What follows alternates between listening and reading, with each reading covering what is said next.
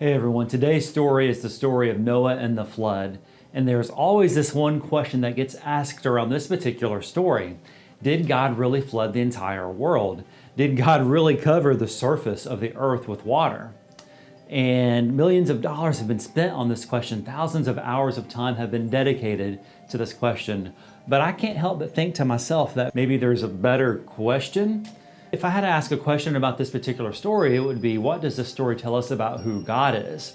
Now, I want you to imagine for just a second that you live in a world where everyone is set against you. Everyone hates you. No one likes you. You live in a world where no one wants to see you succeed. And in fact, everyone wants to see you fail. Imagine that you live in a world where if you were laying face down in the mud, people would just walk all over you instead of stopping by to help lift you up. Now, for some of us, we really don't even have to imagine that world. And I would say for a lot of us, we don't have to imagine that world. Now, Noah's world, it was this times thousands. Noah lived in a world where people were just evil, people were wicked, people followed a way of violence, and violence lived amongst everyone. Violence was the way of the land. God knows this, God sees this, and God knows Noah's heart. God knows that Noah is trying to live the right kind of life. He's trying to do the right thing. He's trying to take care of his family. So God says enough is enough, and God decides to intercede. And God comes to Noah. He says, Noah, there's a flood coming. So here's what you're going to do. I want you to live. I want you to thrive. I want you to survive this thing. So I want you to build an ark.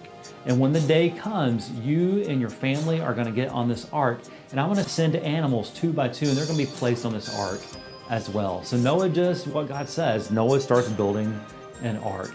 And then the day comes, the day that the flood is going to come.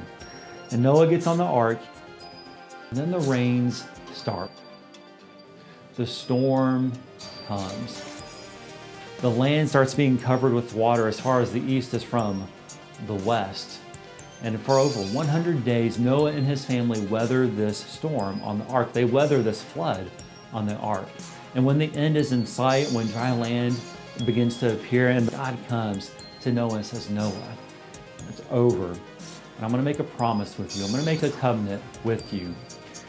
Never again will I flood the world like this to wipe away evil, to wipe away violence. Never again will I destroy all of people and all of creation with flood waters. But I want you to be fruitful, and I want you to multiply.